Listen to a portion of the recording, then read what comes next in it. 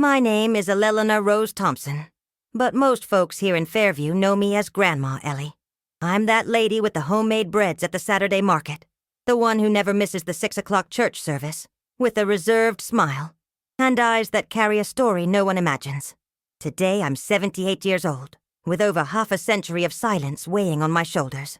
And if I've decided to tell this now, it's not for me. I learned to carry this burden alone. It's for all the girls and women who were betrayed by those who should have protected them. For you, who may be grieving in ways no one sees. For you, who have a secret as old as your pain. Stay with me until the end. And if this story touches your heart, comment below, because you are not alone. I was born and lived my whole life in a little town in rural Georgia. Those wooden houses with porches, red geraniums in the windows, and neighbors who know everything, except other people's pain. My childhood was simple, filled with the smell of bread baking and small hands helping my mother in the kitchen. Her name was Caroline, a woman who sang softly as she kneaded dough. The woman who taught me that faith means doing good, even without recognition.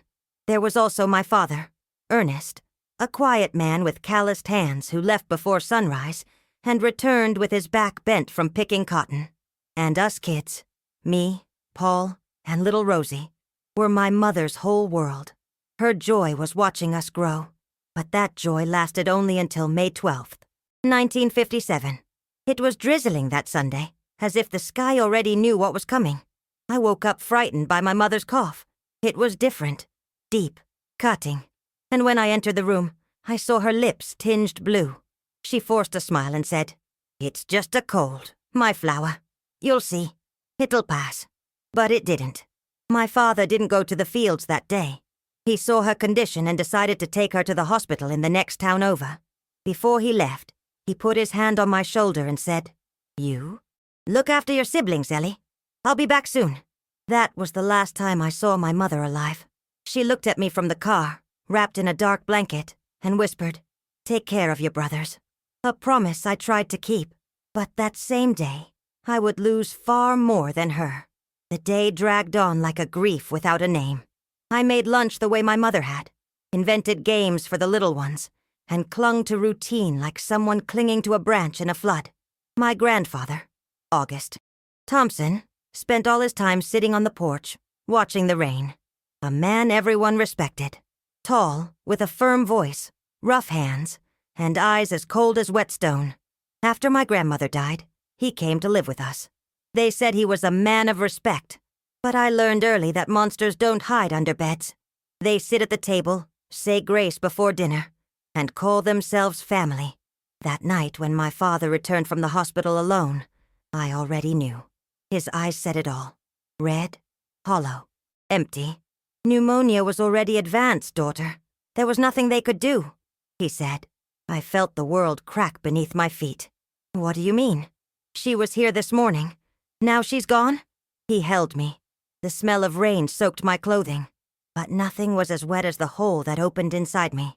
After my father went to sleep, defeated, I stayed in the living room, sitting at the table, not knowing what to do with my pain. That's when my grandfather approached, with a glass of whiskey in his hand. He offered, "Take a sip. It'll help you forget." I hesitated. My mother would never have allowed it. But my mother was no longer here. I accepted. One sip, then another, and another. The burn of the whiskey was fierce, but the pain burned more. "Come on, I'll help you lie down," he said. I thought he'd take me to the bedroom with Rosie, but he took me to his. What happened that night, I buried deep inside me. But the body remembers. Rough hands where they had no right to be. Pain. Blood. Weight. The smell of whiskey mixed with tobacco. Words whispered like curses. "Now you are the woman of the house." The next morning I woke up in my bedroom, beside my little sister, as if it had all been a nightmare. But it wasn't. The marks were on my body, on the sheets, in the mirror. My mother was dead, and on that same day, my childhood died too. "Take care of your brothers," she had said. But who would take care of me? From that moment on, I began to live a double life. On the outside, the responsible girl who cared for the house and her siblings. Inside, a scream trapped, A broken soul. A fear that never slept. My father sank into grief. He left early, came home late, and fell into bed as if trying to flee his own thoughts. And I began to hide. I slept with scissors under my pillow, changed my clothes in secret, faked fevers, locked myself with Rosie in our room when he was home. I learned to read his footsteps, the silences, the dangers. When he said, "Come help me in the barn," my body froze. And I went, because a 10-year-old child back then had no choice. No one listened to children. No one believed girls. He always used the same line. "Your father has enough suffering. He wouldn't want to make things worse, right?"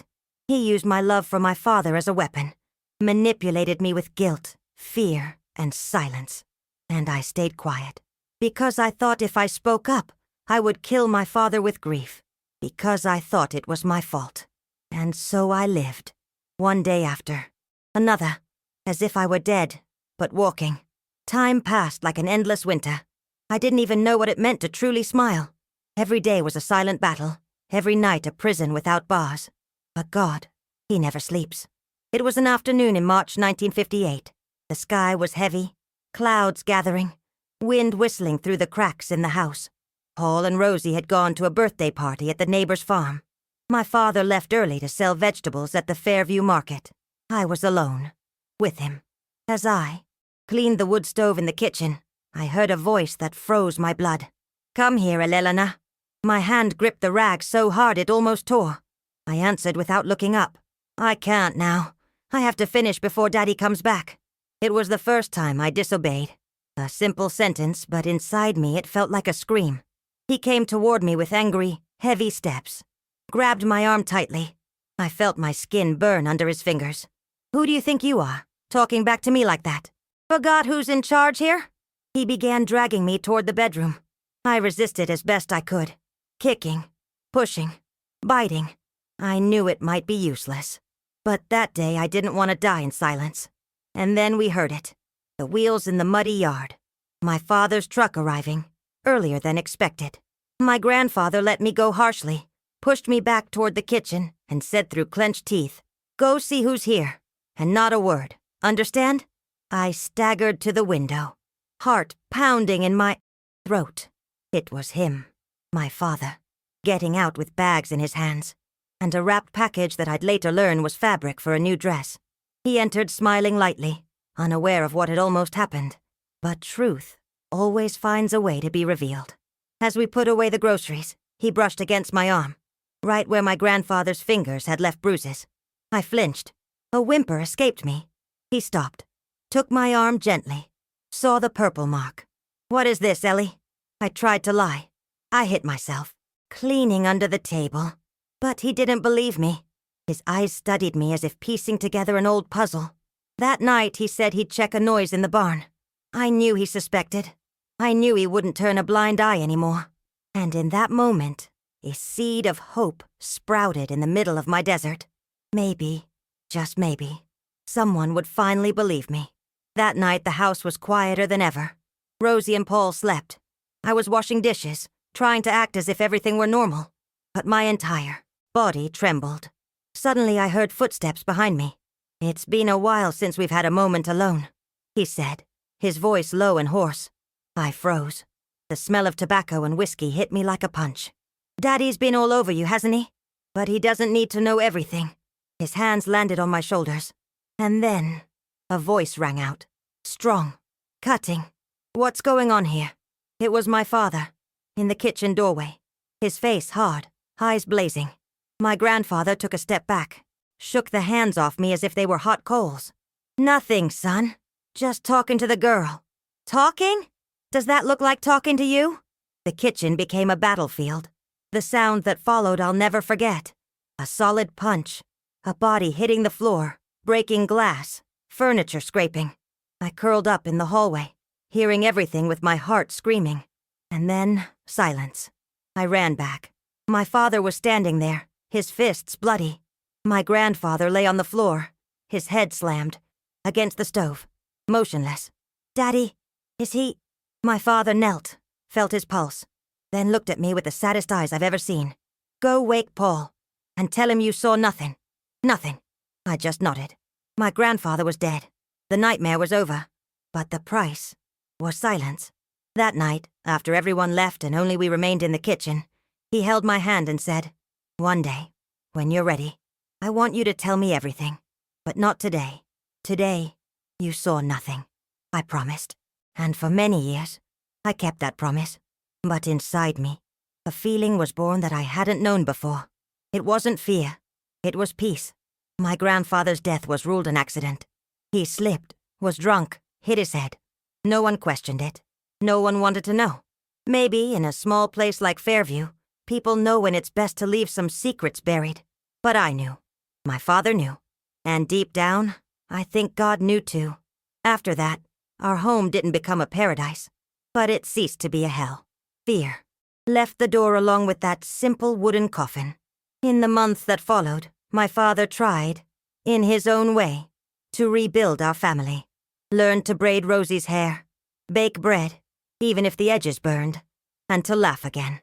And when his cousin Louise suggested we move to town, he thought, and agreed. We moved to Fairview. I enrolled in a convent school. I was shy, quiet, distrustful, sat in the back, avoided the other students. But in books, I found shelter. In that library silence, I began to be reborn. Slowly, with the support of Aunt Louise, who years later confessed she too had been abused as a child, I started to heal. She looked into my eyes and said, "I would have believed you." And there I cried like I never had before. Not from pain, but from relief. I met Anthony when I was 18. He was the new doctor in town. Shy, respectful, with a look that didn't judge. For the first time, a man looked at me without trying to possess me. He courted me gently, patiently, respected my silence and my pace. And one day, under a starry sky, I told him everything, without meeting his eyes, but without hiding anything. When I finished, I expected him to leave, but he just held my hand and said, "You are the strongest woman I've ever met." We married, had 2 children, and every time I looked at them, I promised, "You will never go through what I went through." Life gave me joys, and more losses. Anthony died young, of cancer. My father also passed away, in the orange groves he loved so much. But in every loss, God sustained me, not with spectacular miracles, but with silences that comfort, with hands that hold without demanding explanations. Today, at 78, I look back and see a road full of stones, but also flowers, because I survived. Not only what they did to me, but what I thought I'd never overcome. And today, if I could speak to that 10-year-old girl, I'd say, "You will grow, you will love, you will teach, you will laugh, you will have grandchildren. You will sit on the porch and tell this story, not because it defines you, but because it sets you free. This is my story, a story of pain, yes, but also of faith, courage, and healing. If you have lived something similar, comment below. You are not alone. God saw what they did to you, and He still has plans for your life. If this story touched your heart, share it with someone who needs to hear it, because sometimes healing begins when we find our voice. And today, I found mine.